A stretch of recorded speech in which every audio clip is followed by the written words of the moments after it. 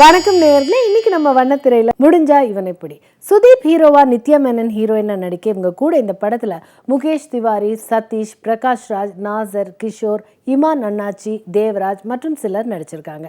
ராஜரத்னத்தின் ஒளிப்பதிவுல D இமானின் இசையமைப்புல இந்த படத்தை இயக்கியிருக்காரு KS ரவிக்குமார் அண்ட் தயாரிச்சிருக்காரு MB பாபு. இந்த படத்துடைய கதை, ஹீரோ சுதீப் நண்பன் சதீஷுடன் சேர்ந்து ரியல் எஸ்டேட் தரகர் வேலை பார்க்குறாரு. ஆனால் இவரே கெட்டப் மாற்றி திட்டம் போட்டு பல இடங்களில் பல 100 கோடி ரூபாயை கொள்ளையடிக்கிறாரு.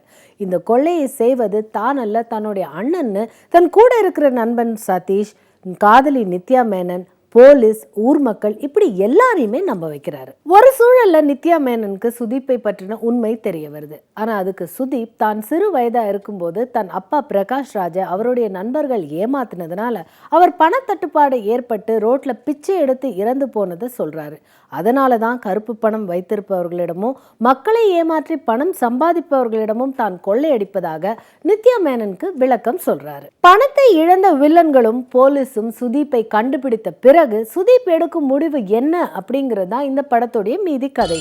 ஹீரோ சுதீப் பக்தியுடையவரா, அன்பானவரா, தன்னுடைய காதலி நித்யா மேனனிடமும் இமான் அண்ணாச்சியிடமும் எல்லோரிடமும் அன்பாக பழகும் காட்சிகள் மென்மை.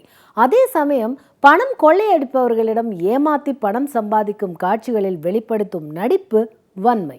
எதை செய்தாலும் நேர்மையாக எவிடன்ஸோடு செய்யும் நித்யா மேனனின் நடிப்பு தென்றலின் உணர்வு.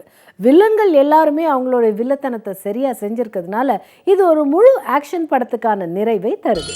இயக்குனர் KS ரவிக்குமார் இவர் ஏற்கனவே இயக்கிய படங்களை இந்த படம் நினைவுபடுத்தினாலும் காட்சி அமைப்பிலும் சுதீப்புடைய நடிப்பிலும் காமெடி நடிகர்களின் சின்ன சின்ன சிரிப்பிலும் முழு படத்தையே மாற்றி அமைச்சிருக்காரு. பிரகாஷ் ராஜின் கதாபாத்திரத்தை மிக மிக கனமாகவும் அதே சமயத்தில் நாசரின் கதாபாத்திரத்தை காமெடியாகவும் அமைத்து திரைக்கதையை வேறுபடுத்தி தொய்வில்லாமல் அமைச்சிருக்காரு.